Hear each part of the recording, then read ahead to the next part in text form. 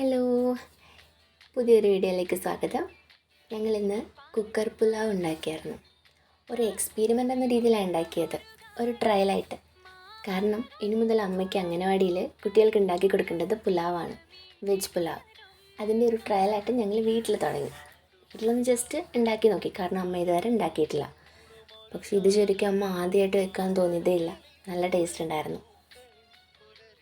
നമുക്ക് വീട്ടിലുള്ള വെജിറ്റബിൾസ് മാത്രം എടുത്താൽ മതി. നമുക്ക് വേണ്ടത് നമ്മൾ കഴിക്കുന്ന വെജിറ്റബിൾസൊക്കെ വെച്ച് നമുക്കിത് ഉണ്ടാക്കാം. ഇനി ആസ് യൂഷ്വൽ കുക്കർ വെക്കുക, വറ്റൽമുളക് വറുക്കുക, സവാള ഇടുക. സവാള ഒന്ന് വാടി വരുമ്പോഴത്തേക്ക് ഇഞ്ചി വെളുത്തുള്ളിയുടെ പേസ്റ്റ് ആഡ് ചെയ്ത് കൊടുക്കാം.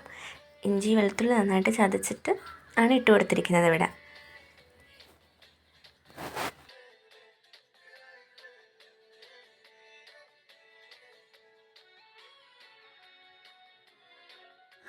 സവാള നല്ല ഗോൾഡൻ ബ്രൗൺ നിറമൊക്കെ ആകുമ്പോഴത്തേക്ക് നമുക്ക് വെജിറ്റബിൾസൊക്കെ ആഡ് ചെയ്ത് കൊടുക്കാവുന്നതാണ്. ഈ പുലാവിനൊരു പോസിറ്റീവ് സൈഡ് ഉണ്ട്.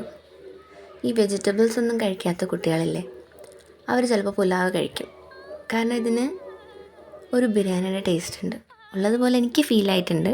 നിങ്ങൾ വീട്ടിൽ ട്രൈ ചെയ്ത് നോക്ക്, ചിലപ്പോൾ നിങ്ങൾക്കും തോന്നിയാലോ. തക്കാളി ഉപ്പും ചേർത്ത് നന്നായിട്ട് മിക്സ് ചെയ്തതിന് ശേഷം നമുക്കിതിൻ്റെ അകത്ത് പൊടികളെല്ലാം ആഡ് ചെയ്ത് കൊടുക്കാം.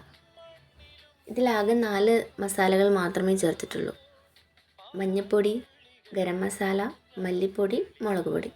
മുളക് പൊടി വളരെ ചെറിയ അളവിലേ ചേർത്തിട്ടുള്ളൂ, കാരണം ഇതിൽ 4 കൂടുതൽ പച്ചമുളക് ഇതിൻ്റെ അകത്ത് ചേർത്തിട്ടുണ്ട്.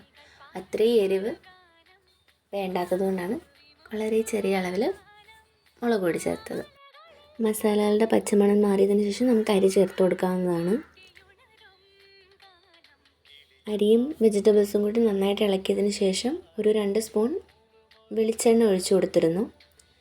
1 ഗ്ലാസ് അരിക്ക് 2.5 ഗ്ലാസ് വെള്ളം വെച്ചാണ് ഇതിൽ ചേർത്ത് കൊടുത്തിരിക്കുന്നത്. അതിനുശേഷം നെയ്യും കറിവേപ്പിലയും മല്ലിപ്പൊടി ഇട്ടിട്ടാണ് കുക്കർ അടച്ചത്.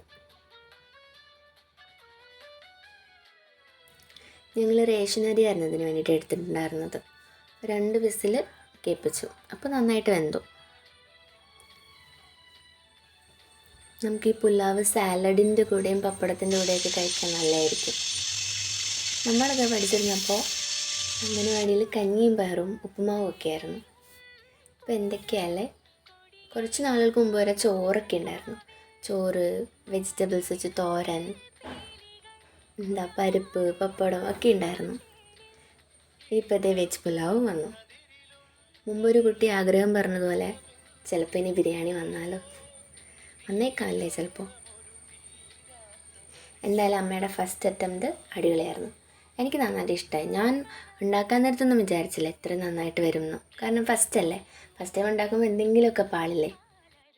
ഇതിന് നല്ല ടേസ്റ്റ് ഉണ്ടായിരുന്നു.